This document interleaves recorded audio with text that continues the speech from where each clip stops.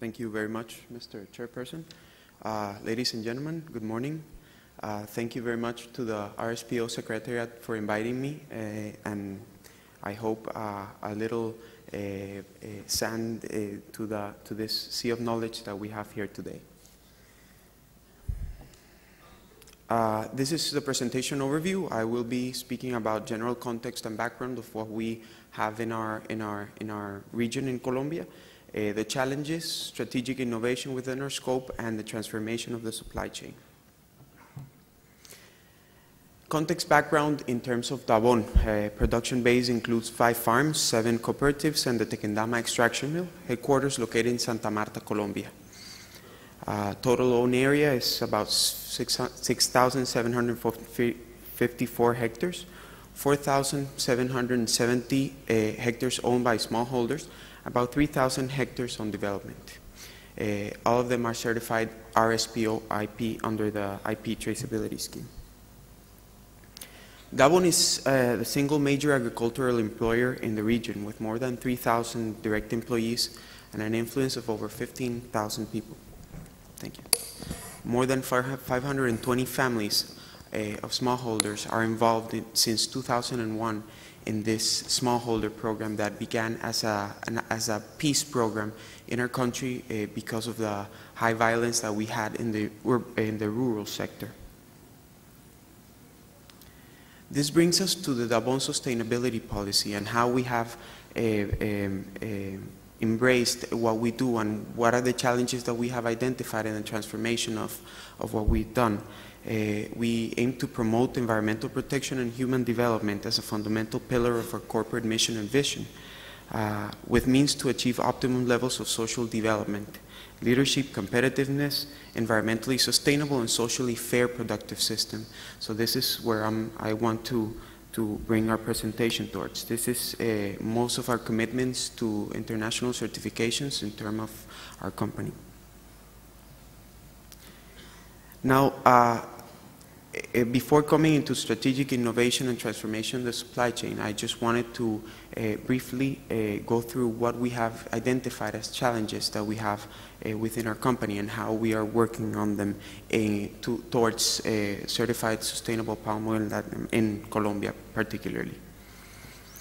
There is a lack of government support in key areas such as education and basic community infrastructure, parks, leisure areas, community centers.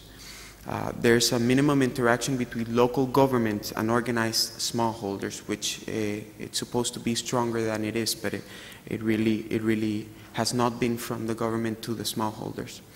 There's a certain type of lack of motivation to generate continuous improvement within the co-ops to meet their identified farm reaches. Now, as group manager of smallholders and community, we do identify through baselines and social baselines what continuous improvement from the company to the smallholders and the community we can provide. But again, there has to be an interior motivation to generate continuous improvement from the smallholder or community level towards the community, towards themselves. Security and generational takeover of the farms consider the ages of our allies. 95% of our smallholders or the community members are elderly and are now in the process of inheritance to their families. So this poses a problem or poses a threat over the smallholder, because what we've had is that people are increasing their economic power, sending families to go to schools. They become doctors. They don't wanna go into the farm again, which is perfectly fine, but then they want to sell and leave whatever's rural. So there has to be a swift generational passover. Generate social responsibility within co-ops and community towards the community, since there are no small businesses.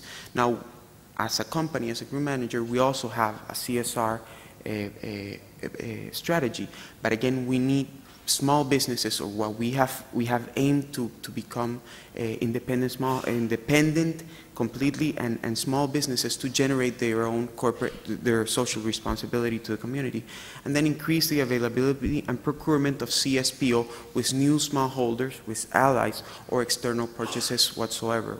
In Colombia, we're the only certified RSPO company. Our base production are smallholders, and we need to increase that area. If it's smallholders, if it's not allies, if whoever's in our community and wants to become RSPO should be able to do so. So how have we targeted all of these challenges that are posed to us, and the ones that are becoming more relevant? That one supports communities in the management of funds for social and environmental improvement and enhancement of education curriculums. For example, using Solidaridad, the NGO, as programs for them to certify non-cooperated Northern Colombian smallholders. We act as fund, as a grant receiver for them to then replicate what they've been doing on the field, and what the RSPO scheme is all about. Private and community school collaboration to increase the expertise of multi-level teachers as to educate other objective population and children, illiterate and elderly, on computer skills. So this is basically us acting as an intermediary with private schools to pose a new curriculum and a new skill to the teacher, so they can again pass to the children, because we are not teachers in our company, but they are very good at doing so.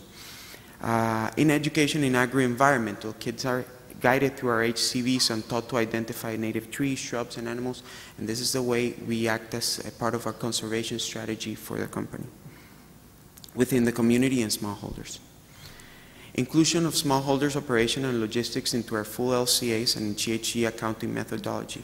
And this is basically a part of what we have defined as the Dabon Carbon Offset Program, which is basically using the CDM project and offsetting HCVs and other areas, and include smallholders and community members into our own accounting of carbon credit, into our carbon emissions. This goes in line with a continuous monitoring of the PAS 2050 UK certification system that we have on our place, and it's linked directly to the waste reduction program that we have. We generate about 1,000 tons of compost, and we then again put it back into our fields and the smallholder fields. So it's a very close loop within our zero waste management program. And then we have what we call a Fair Trade CDM project, which is basically a collaborative approach to empower smallholders even more into independence and to generate social capital within our communities. Basically, what we're going to do is transfer the equivalent of CERs using a CDM project to the FFB process from the smallholders allocated in the fund. The premium is managed using the same methodology as a fair trade program established in our banana plantations, because this is a way of standardizing operations using a premium that does not come from the consumer but comes from the company itself. The capital investment of the CDM project comes directly from the company, not from the smallholders. Fund is to be used only for social, educational, and environmental community programs, different to our internal social agenda. So this is the way of them generating CSR within their smallholder communities and sending them to the community and to the workers, to our workers themselves, because they're part of the community as well. The fund protocol was set up at the Wharton School of Economics at the University of Pennsylvania. They came down to Colombia, they saw what we had, and they set up the fund and work it all the way from smallholders community and then the company itself. And the CDM project is operational since October 15, very recently. We hope to have our CER submitted every 6 months, so we can have a capital running within that project. Transformation of the supply chain, 4 minutes. Organic and RSPO certified smallholders. This has been the last 5 years of our company, investing a lot of time into this, re-educating from 2006 to 2009, which was the reconversion time, re-educating farmers into organic production and increase their knowledge in organic amendments, composting, conservation areas, buffer zones, integrated pest management, and it was very difficult considering that they came from a background of cotton, rice, corn, and now turning into palm, and which is a new crop, and then turning it into organic was a very interesting project, but a very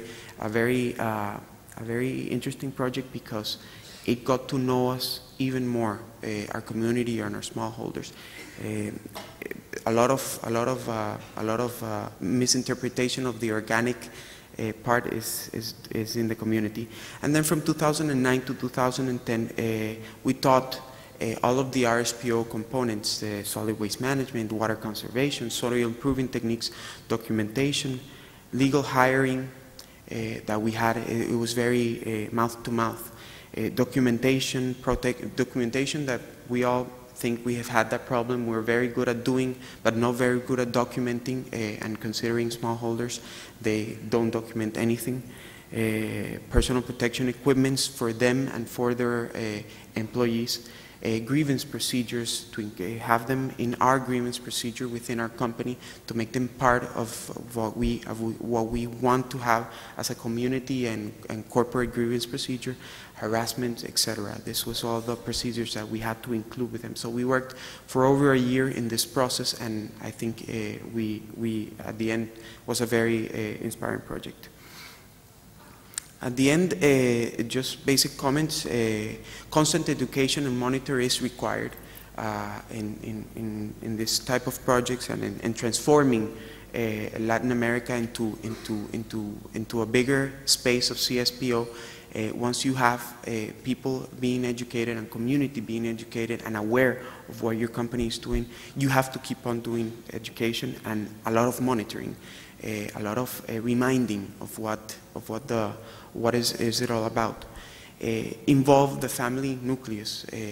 That is one of the challenges that we had, how to not only have the man that works or the woman that works within our scope, but also have the family and make the family part of the company, and the family part of the company and the company part of the family.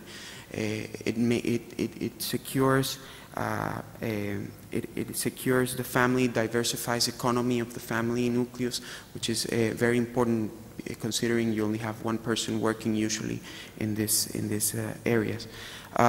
We have increased social security and healthcare for working community members. Smallholders, working community members are now in the social security system, which means that they and their family are within social security that makes them protected in case of accidents and diseases, which are very common in Colombia. And then there's a vertical integration of laborers or workforce, because you have people younger working in their own farms, working in other farms, working in our farms. So it's a way to vertically integrate what we have within our area. And that's it. Thank you very much.